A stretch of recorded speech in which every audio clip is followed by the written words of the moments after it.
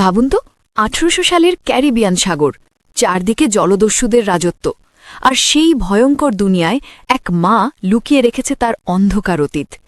কিন্তু যখন তার পরিবার বিপদে পড়ে, তখন সে কি আবার হাতে তুলে নেবে তরবারি? হ্যালো বন্ধুরা, আজকে আমি এক্সপ্লেন করতে যাচ্ছি ২০২৬ সালের অ্যাকশন অ্যাডভেঞ্চার মুভি ১৮৪৬ সালে ক্যারিবিয়ান সাগরে জলদস্যুদের দিন ফুরিয়ে আসছে। কেবলমাত্র সবচেয়ে নিষ্ঠুর জলদস্যুরাই টিকে আছে। এক ঝড়ের রাতে একটি জলদস্যু জাহাজ একটি বণিক মাছ ধরার জাহাজের কাছে এসে দ্রুত সেটিতে উঠে পড়ে। ক্রিউয়ের একজন সদস্য ক্যাপ্টেন বোডেনকে জলদস্যুদের আগমনের কথা জানায় এবং তিনি তাৎক্ষণিকভাবে সোনার বারটি তার পকেটে লুকিয়ে নেন। তারপর তিনি তার লোকদের যুদ্ধের জন্য প্রস্তুত হতে আদেশ দেন, কিন্তু জলদস্যুরা নির্দয়ভাবে ক্রিউকে ধরাশায়ী করে ফেলে। ওই বিশৃঙ্খলার মাঝে তারা ক্যাপ্টেন বোডেনকে বন্দী করে নেয়। জলদস্যু ক্যাপ্টেন কনর বোডেনের মুখোমুখি হয় এবং জানায় যে সে বহু বছর ধরে তার কাছ থেকে চুরি হওয়া সোনার খোঁজ করে আসছে। তার নিজস্ব চিহ্নিত সোনার বারটি তুলে ধরে কনর দাবি করে জানতে চায় যে একজন সাধারণ বণিক ক্যাপ্টেন কিভাবে এটি পেল এবং কে তাকে এটি দিয়েছে। ঠিক সেই মুহূর্তে কোয়ার্টার মাস্টার লি জানতে পারে যে জাহাজটির বন্দর হল কেইম্যান ব্র্যাক, একটি মুক্ত ব্রিটিশ উপনিবেশ।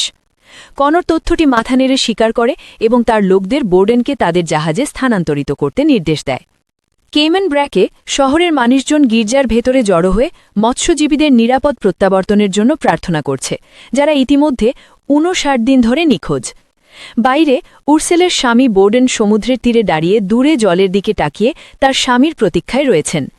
এদিকে উর্সেলের ননদ এলিজাবেথ বোর্ডেন তার শয়নকক্ষে তার বয়ফ্রেন্ড ওয়েস্টনের আগমনের জন্য প্রস্তুতি নিচ্ছে। ওয়েস্টার্ন জানালা দিয়ে তার কক্ষে প্রবেশ করে। সে জানায় যে পরের দিনই তার জাহাজ ছেড়ে যাবে এবং এলিজাবেথকে জিজ্ঞেস করে সে তার সাথে যাওয়ার সিদ্ধান্ত নিয়েছে কিনা। এলিজাবেথ স্বীকার করে যে সে এখনও নিশ্চিত নয়। ঠিক সেই মুহূর্তে উর্সেল সামনের গেট খোলেন এবং কাছাকাছি ঝুলানো বোতলগুলো ঝনঝন শব্দ করে ওঠে। উর্সেলের ছোট ছেলে আইজ্যাক জেগে ওঠে এবং ধীরে ধীরে বিছানা থেকে নামে। ঘরের ভেতর দিয়ে টানা দড়ি ধরে নিজেকে সামলে উর্সেল সামনের দরজার দিকে এগিয়ে যান। তারপর এলিজাবেথের শয়নকক্ষের জানালার দিকে ঘুরে যান। ঠিক তখনই তিনি লক্ষ্য করেন যে চুলায় রাখা খাবার অযত্নে পড়ে আছে। তিনি এলিজাবেথকে ডাকেন। তারপর তিনি তার ছেলেকে দেখতে পেয়ে আলতো করে তাকে আবার বিছানায় নিয়ে যান। ছেলে জিজ্ঞেস করে জাহাজ ফিরেছে।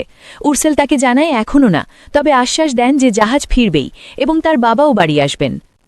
শেষ পর্যন্ত এলিজাবেথ পরের দিন ওয়েস্টার্নের সাথে পালিয়ে যেতে রাজি হয়।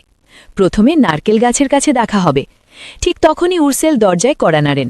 ওয়েস্টার্ন দ্রুত লুকিয়ে পড়ে এবং এলিজাবেথ দরজা খোলে। উর্সেল তাকে তিরস্কার করেন আইজ্যাকের জন্মদিনে তৈরি করা নারকেলের মিষ্টির দিকে নজর না রাখার জন্য। এলিজাবেথ ক্ষমা চায়। উর্সেল আরেকটি ব্যাচ বানানোর সিদ্ধান্ত নেন।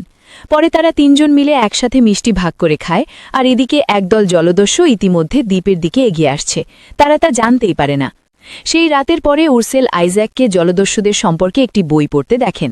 সে তার মাকে বলে যে তার মনে হচ্ছে কিছু একটা গোলমাল আছে, কারণ তার বাবা জন্মদিনের আগেই ফিরে আসার প্রতিশ্রুতি দিয়েছিলেন।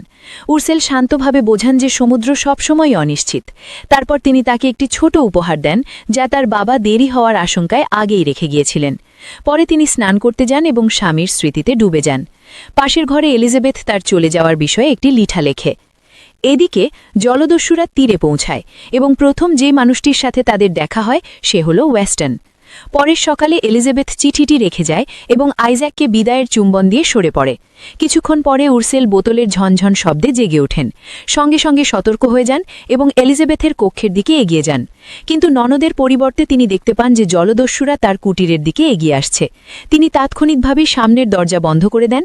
তারপর দৌড়ে তার ছেলেকে জাগাতে যান। তাকে মেঝের নিচে লোকানো একটি গোপন দরজার মধ্যে নামিয়ে দেন, একটি রাইফেল তুলে নেন এবং তাকে সেখানে লুকিয়ে রাখেন। তারপর অবস্থান নিয়ে সামনের দরজা লক্ষ্য করে রাইফেল তাক করে থাকেন। হঠাৎ একজন জলদস্যু নিচে পড়ে যায়, যা তাকে মুহূর্তের জন্য অবাক করে দেয়। তবুই তিনি রাইফেল দিয়ে তাকে জোরালোভাবে আঘাত করেন। আরেকজন জলদস্যু তাকে রক্ষা করতে এগিয়ে আসে। কিছুক্ষণ পরে স্কাউট নামের আরেকজন জলদস্যু ঠান্ডা হাসি নিয়ে এগিয়ে আসে। স্কাউট উর্সেলকে জিজ্ঞেস করে টাকা কোথায় রাখেন। উর্সেল দেওয়ালে একটি প্রতিকৃতির দিকে ইঙ্গিত করেন। বিরক্ত স্কাউট চিৎকার করে বলে যে সে সোনার কথা জিজ্ঞেস করেছে। উর্সেল জোর দিয়ে বলে তাদের কাছে কোনো সোনা নেই। হঠাৎ সে একজনকে কাবু করে পালানোর চেষ্টা করে, কিন্তু দ্রুত ধরা পড়ে। স্কাউট সোনার বারটি তার সামনে রেখে জানতে চায় বাকি সোনা কোথায়। উর্সেল উত্তর দিতে অস্বীকার করলে স্কাউট তার লোকদের আদেশ দেয় উর্সেলের হাড় ভাঙতে, তবে মুখ যেন অক্ষত থাকে। পরের সকালে কনর কেইম্যান ব্র্যাকে আসে। দ্বীপ সম্প্রদায়ের নেতা গুস্তাফ বিনয়ী হাসি নিয়ে তার দিকে এগিয়ে আসে এবং জিজ্ঞেস করে সে কে। কনর নিজেকে পরিচয় দেয়, ক্যাপ্টেন ফ্রান্সিসকো কনর। এদিকে তার বাকি জলদস্যুরা দ্বীপের দিকে এগিয়ে আসে। দ্বীপের অপর প্রান্তে এলিজাবেথ আনন্দের সাথে ওয়েস্টার্নকে ডাকতে ডাকতে হঠাৎ তার নিথর দেহের ওপর হোঁচট খায়। কিছুক্ষণ পর পাস্টার ব্রাডলি কনারকে দেখতে পেয়ে দ্রুত হারবার মাস্টারকে সামনে তাকাতে সতর্ক করে। হারবার মাস্টার আসন্ন জলদস্যুদের দেখতে পেয়ে একটি শঙ্খ বাজিয়ে নাগরিকদের গির্জার ভেতরে আশ্রয় নিতে সতর্ক করে। কুস্টাও কনরের দিকে ফিরে ঘোষণা করে যে সে ঠিকই জানে সে কে, একজন অপরাধী, একজন যুদ্ধের হাতিয়ার এবং ব্রিটিশ সাম্রাজ্যের একজন কাঙ্ক্ষিত শত্রু। কনর শুধু শান্তভাবে জবাব দেয়, আমি, এবং তারপর ঠান্ডা মাথায় জিজ্ঞেস করে বোডেনের স্ত্রী কোথায়। কুস্টোদ তাকে বলতে অস্বীকার করে।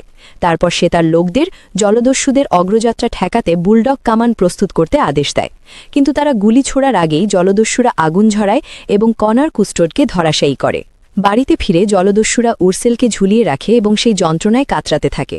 লোকগুলো তাদের ছুরি বের করে এবং একজন আইজাকের লুকানোর জায়গা খুঁজে পায়। সমস্ত শক্তি একত্রিত করে উরসেল বন্ধন ছিঁড়ে মুক্ত হয় এবং দ্রুততার সাথে নির্মম দক্ষতায় দুজনকেই কাবু করে ফেলে। কাছেই একটি খঞ্জর দেখতে পেয়ে সে সেটি তুলে নেয় এবং আরেক আক্রমণকারীকে কোপ মারে। একে একে সে সবাইকে শেষ করে দেয়। এদিকে কনার কেইমান ব্র্যাকের ভেতর দিয়ে নির্মম নিখুঁততায় এগিয়ে যায়, যে প্রতিরোধ করে তাকেই কেটে ফেলে। আহত কুষ্টো একটি শেষ চেষ্টা করে বুলডগ কামান জ্বালাতে, কিন্তু কনার তাকে থামিয়ে দেয়। জলদস্যুরা অবশেষে তীরে পৌঁছায় এবং ভেতরে এগিয়ে যেতে শুরু করে। এলিজাবেথ দূর থেকে তাদের আসতে দেখে দ্রুত লুকিয়ে পড়ে। কনার লি এবং তার বাকি দলকে স্বাগত জানায়।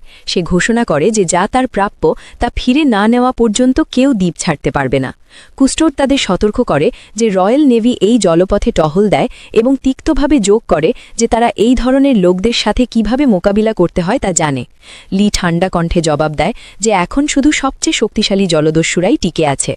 কনর তারপর জিজ্ঞেস করে দ্বীপের বিপদ সংকেত কোথায় আছে। কুস্টোড শুধু হাসে। কনর যখন গির্জার দিকে ইশারা করে তার লোকদের গুলি করতে আদেশ করে, তখন কুস্টোড অবশেষে ভেঙে পড়ে। সে জানায় যে সংকেত স্তম্ভটি দ্বীপের একেবারে শেষ প্রান্তে পাহাড়ের চূড়ায় অবস্থিত। তারপর কোনো দ্বিধা ছাড়াই কনর কামানের গোলায় কুস্টোডকে হত্যা করে। স্কাউট কনারের কাছে এসে রিপোর্ট করে যে তারা উরসেলকে কাবু করেছে, কিন্তু সোনার খোঁজ এখনও চলছে। এদিকে বাড়িতে ফিরে উরসেল মৃতদেহগুলো ঢেকে রাখে এবং তার ছেলেকে আশ্বস্ত করে যে তার ভয় পাওয়ার কিছু নেই। সে আইজ্যাককে 3 দিনের সরঞ্জাম ভরে একটি ব্যাগ গোছাতে বলে। জিনিস গোছাতে গিয়ে আইজ্যাক মাটিতে একটি সোনার বার পড়ে থাকতে দেখে এবং চুপচাপ সেটি তুলে নেয়। একটি শব্দ শুনে উরসেল রাইফেল তুলে ধরে, কিন্তু বুঝতে পারে এটি পাস্টার ব্র্যাগলি। সে জিজ্ঞেস করে সে আহত কিনা এবং ধরে নেয় আক্রমণকারীরা পুরস্কারলোভী শিকারী। উরসেল গম্ভীরভাবে বলে তারা তার চেয়েও অনেক খারাপ। সে ব্র্যাডলিকে জিজ্ঞেস করে কতজন জলদস্যু শহরে ঢুকেছে। সে জবাব দেয় পুরো একটি দল। তখন প্রকাশ পায় যে ব্র্যাডলি এবং উরসেল একসময় কনরের অধীনে জলদস্যু ছিল। উরসেল তার সহ অধিনায়ক হিসেবে দায়িত্ব পালন করত। ব্র্যাডলি তাকে সতর্ক করে যে কনর তাকে খুঁজছে এবং তার কারণে নিরীহ মানুষের জীবন বিপন্ন হচ্ছে। সে জোর দিয়ে বলে একমাত্র উরসেলই তাকে থামাতে পারবে। তাকে ক্যাপ্টেন বলে সম্বোধন করে। উরসেল ঠান্ডা কণ্ঠে বলে আর কখনো তাকে সেই নামে ডাকবে না। আইজাক উরসেলের হাতে এলিজাবেথের রেখে যাওয়া চিঠিটি দেয়। চিঠিতে এলিজাবেথ লিখেছে যে সে ওয়েস্টার্নের সাথে পালিয়ে তার সাথে নতুন জীবন শুরু করতে গেছে। আইজাক তখন বলে সে তার খঞ্জরটি খুঁজে পাচ্ছে না। উরসেল সেটি নিয়ে তার গায়ে বেঁধে দেয়। উরসেল ব্র্যাগলি এবং আইজাককে উত্তরে যেতে বলে। চাঁদের মতো চিহ্নযুক্ত গাছটি খুঁজে পেলে তারা খালটিও দেখতে পাবে। সে তাদের সেখানে অপেক্ষা করতে বলে যতক্ষণ না সে এবং এলিজাবেথ এসে যোগ দেয়। তারপর সবাই মিলে পাহাড়ের চূড়ার দিকে রওনা দেবে। আইজাক তাকে সাথে আসতে অনুরোধ করে, কিন্তু উরসেল কোমলভাবে বলে তাকে আগে তার মাসিকে বাঁচাতে হবে। এদিকে এলিজাবেথ জলদস্যুদের থেকে বাঁচতে ভুট্টা ক্ষেতের মধ্য দিয়ে মরিয়াভাবে ছুটে চলে। হঠাৎ কেউ পেছন থেকে তাকে ধরে ফেলে। সে ছটফট করতে থাকে যতক্ষণ না বুঝতে পারে এটি উরসেল। এলিজাবেথ আতঙ্কিত হয়ে বলে লোকগুলো সবাইকে মেরে ফেলেছে। কান্নার মধ্যে সে জানায় ওয়েস্টার্ন মারা গেছে। সে ক্ষমা চায়, তারপর বলে তারা বাড়ি ফিরতে পারবে না। তাদের অবশ্যই খালের দিকে যেতে হবে যেখানে আইজাক এবং ব্র্যাডলি অপেক্ষা করছে। একই সময়ে জলদস্যুরা সোনার খোঁজে উরসেলের বাড়ি তছনছ করে। লি স্কাউটের দিকে ফিরে শুকনো কণ্ঠে জিজ্ঞেস করে, এটাই কি সে মহিলাকে কাবু করা বলতে বুঝিয়েছিল? তারপর সে লোকদের ছড়িয়ে পড়তে এবং উরসেলকে খুঁজতে নির্দেশ দেয়। তার সাথে যে কেউ থাকুক না কেন তাকে হত্যা করতে বলে। কনর চুপচাপ বাড়িটা ঘুরে দেখে। কিছুক্ষণ পর সে ঘোষণা করে উরসেলের একটি ছেলে আছে এবং ছেলেটি পঙ্গু। ম্যানগ্রোভ বনে আইজ্যাক ও ব্র্যাডলি গাছে চাঁদের আকৃতির খোদাই চিহ্নটি খুঁজে পায় এবং নির্দেশ মতো খালের পাশে অপেক্ষা করে। কিছুক্ষণ পরে উরসেল এবং এলিজাবেথও সেখানে এসে যোগ দেয়। এর কিছুক্ষণ পরেই কনর এবং তার লোকেরাও ঠিক সেই জায়গায় এসে পৌঁছায়। খালের কাছে উরসেল দ্রুত আইজ্যাক এবং এলিজাবেথকে একটি ছোট ঝুড়ি নৌকায় তুলে পাঠায়। তারা ভয়ে ইতস্তত করে, কারণ নিচের জলে কুমির ভরা। উরসেল তারপর নিজেও অপর পারে যায় এবং তাদের দৌড়াতে বলে। ঠিক তখনই জলদস্যুরা গাছের আড়াল থেকে বেরিয়ে আসে। ব্র্যাডলি তাকে চলে যেতে ইশারা করে।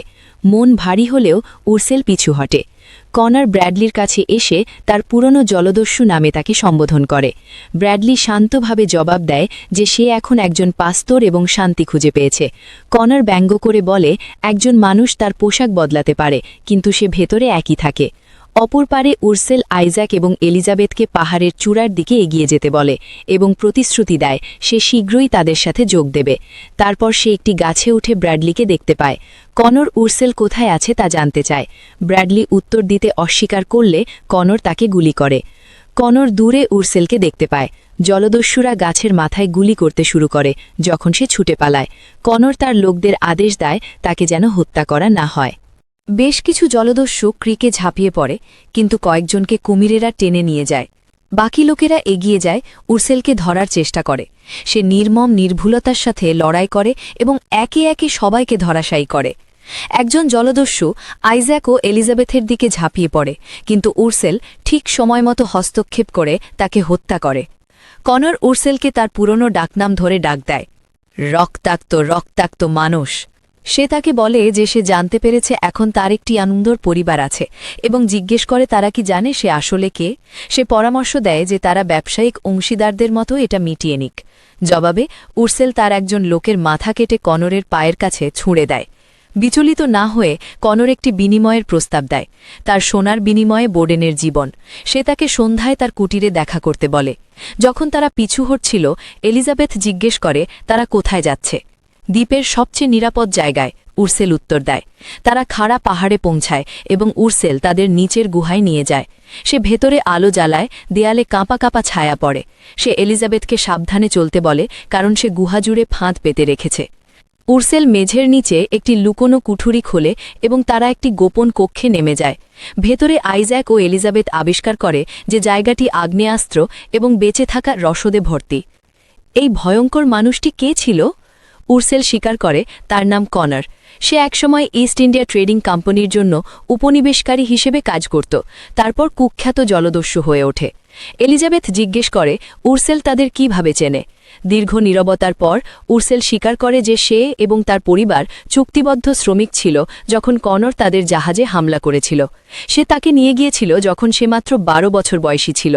এলিজাবেথ বুঝতে হিমশিম খায় কিভাবে একটি মেয়েকে জলদস্যু জাহাজে বড় করা যায়। আমাকে অন্য কেউ হয়ে উঠতে হয়েছিল, উরসেল জবাব দেয়। Bloody Mary? এলিজাবেথ ফিসফিস করে। উরসেল মাথা নাড়ে। জিজ্ঞেস করা হলে বোট কি সত্য জানত? আইজ্যাক তখন দেখায় যে এই সোনার বারগুলোতে একই চিহ্ন রয়েছে যা সে আগে তাদের বাড়িতে পাওয়া বারটিতে দেখেছিল। উরসেল ব্যাখ্যা করে যে সোনায় কনরের ব্যক্তিগত চিহ্ন রয়েছে। এটা মাটির নিচে থাকার কথা, যদিও সে জানে না কেন বোডেন এটা তুলেছিল। তাহলে তুমি কি একজন অপরাধী? এলিজাবেথ কাঁপতে জিজ্ঞেস করে। উরসেল তার চোখের দিকে তাকায়। এই অপরাধী তোমাদের একমাত্র আশা। কুটিরে স্কাউট অবিশ্বাসে প্রকাশ করে যে উরসেল তাদের এতজন লোককে হত্যা করতে পেরেছে। আমি কোনো বৃদ্ধা মহিলাকে ভয় পাই না। লি তাকে বলে যে সে যখন মায়ের কোলে ছিল তখন সেই মহিলা একটি সত্যিকারের আতঙ্ক ছিল। কনরের পাশে তার নিজস্ব জাহাজ চালাত, যতক্ষণ না সে তাকে ছুরি মেরে তার সোনা চুরি করে অদৃশ্য হয়ে যায়। পরে লি কনরকে প্রশ্ন করে, জিজ্ঞেস করে তাদের মিশন কি এখনও সোনার জন্য। কনর দৃঢ়ভাবে নিশ্চিত করে যে তাই। লি তাকে সতর্ক করে যে সে কেবল তার প্রতিশোধের তৃষ্ণা মেটাতে লোকবলি দিতে পারে না। গুহায় ফিরে আইজ্যাক কৌতূহলবশত একটি বোমা নিয়ে নাড়াচাড়া করতে থাকে যতক্ষণ না উর্সেল তীক্ষ্ণভাবে তাকে বাইরে গিয়ে ঘুরে আসতে বলে। এলিজাবেথও তার সাথে যায়। উর্সেল বুকটি খুলে তার পুরনো জলদস্যু পোশাক বের করে। সে সহজাতভাবে সেটা পরে নেয় এবং কনার ও জলদস্যুদের মোকাবিলা করতে নিজেকে অস্ত্রে সজ্জিত করে। তারপর সে আইজ্যাক ও এলিজাবেথকে বিদায় জানায়, কঠোরভাবে সতর্ক করে যে সে না ফেরা পর্যন্ত যেন কিছু ছোঁয় না। কুয়ার কাছে তার কুটিরের দিকে নিয়ে যাওয়া একটি লুকানো শর্টকাট ব্যবহার করে উর্সেল শহরের দিকে এগিয়ে যায়। এদিকে কনর অনুপস্থিত মনস্কভাবে সেই দাগটি অনুভব করে যা উর্সেল বছর আগে তাকে দিয়েছিল। কিছু পরে সে বোডেনের কাছে যায়।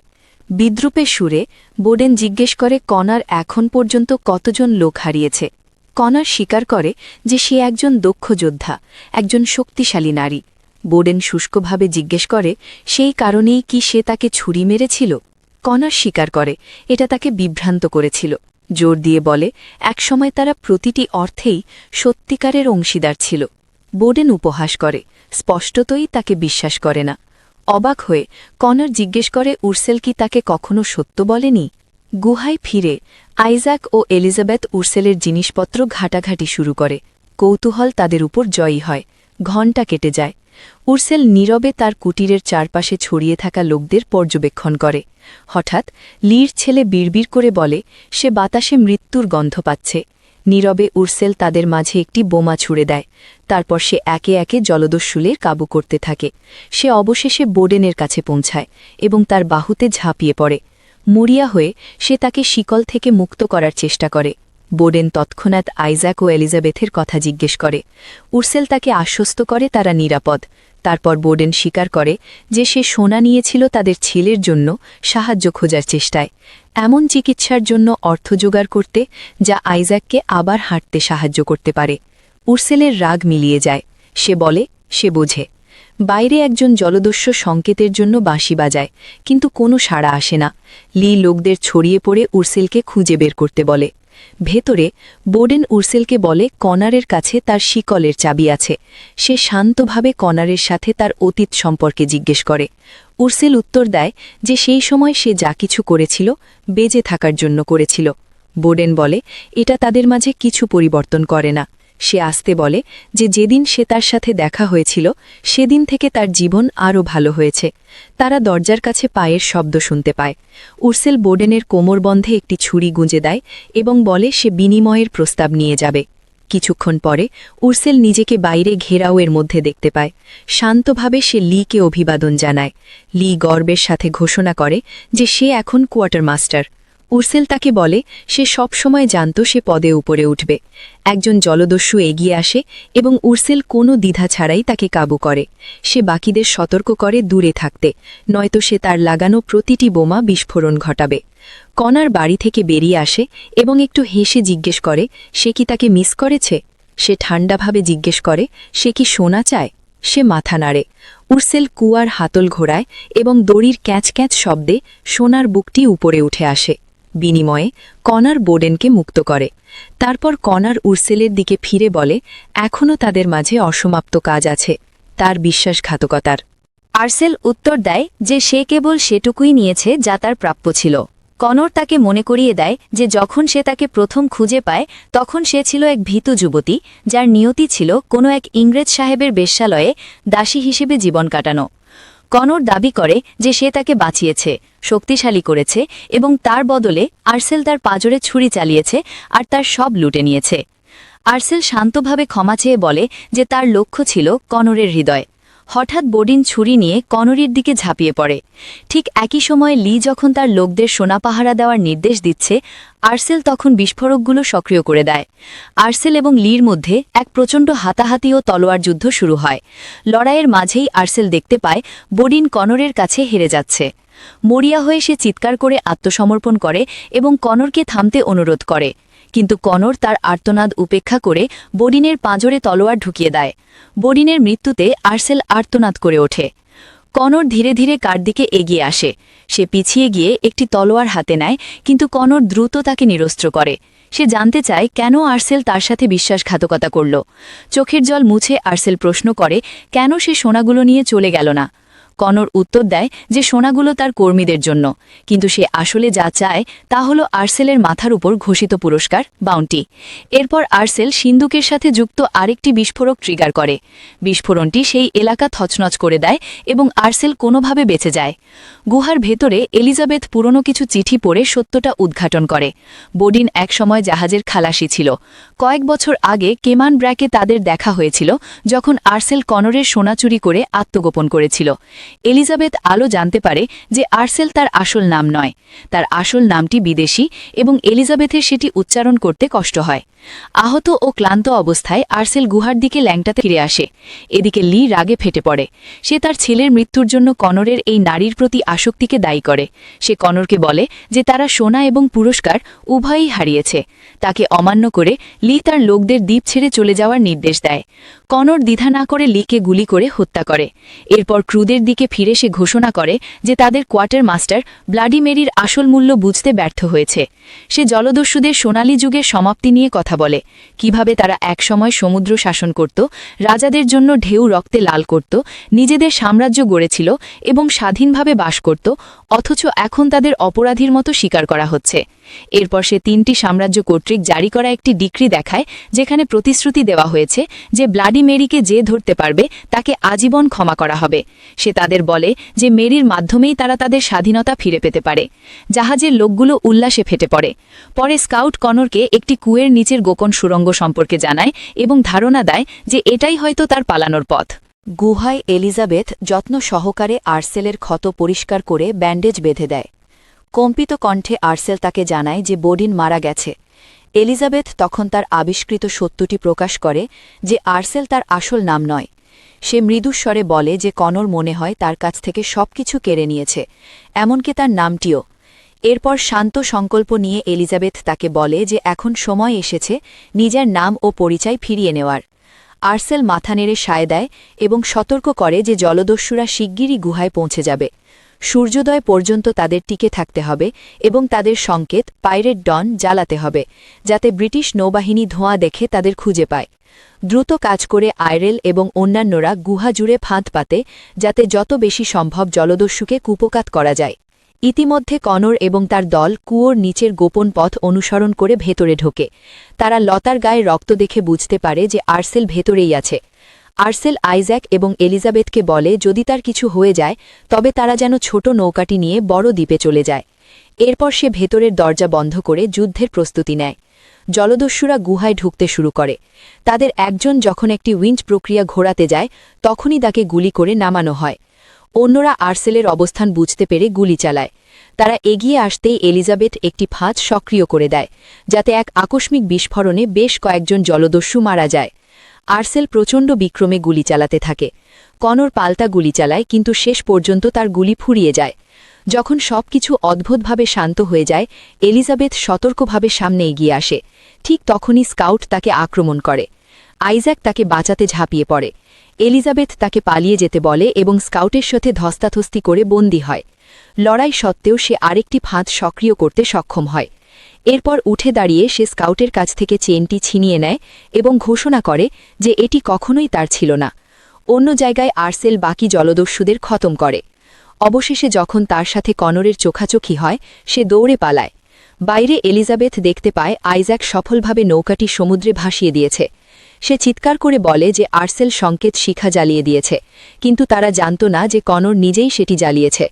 কনর আর্সেলকে বলে যে সে সংকেতটি জ্বালিয়েছে যাতে ব্রিটিশ নৌবাহিনী ধোঁয়া দেখে বুঝতে পারে এই দ্বীপে একজন কুখ্যাত অপরাধীকে আশ্রয় দেওয়া হয়েছিল এবং তার বীর ক্রুরা তাকে বিচারের আওতায় আনতে গিয়ে প্রাণ দিয়েছে।